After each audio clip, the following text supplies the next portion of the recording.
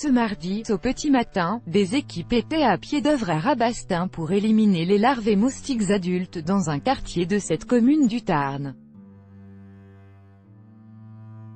Elles ont pulvérisé un produit autour de la résidence d'une personne contaminée par le chikungunya, alors qu'elle se trouvait à l'étranger.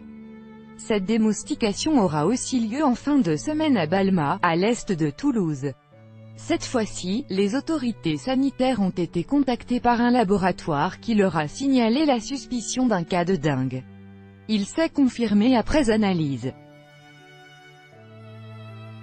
En Haute-Garonne, c'est la 5e opération de démoustication sur une trentaine de signalements réalisés depuis le début de la surveillance du moustique tigre en mai, explique le docteur Christophe Garot, responsable de la cellule de veille, d'alerte et de gestion sanitaire à l'Agence régionale de santé, ARS, d'Occitanie.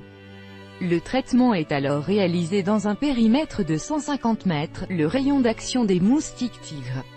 Il n'est pas réalisé systématiquement, mais après enquête des autorités sanitaires.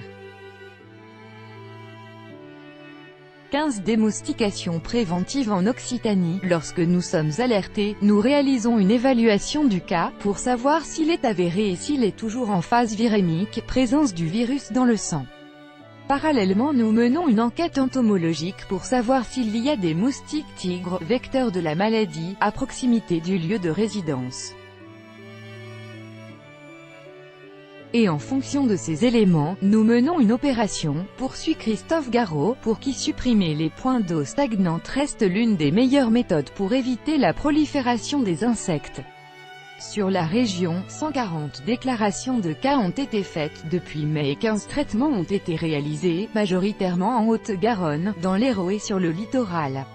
Un nombre stationnaire après un pic de cas il y a 2 ans, lors de l'épidémie de Zika dans les Antilles françaises, lieu de destination de nombreux habitants de la région.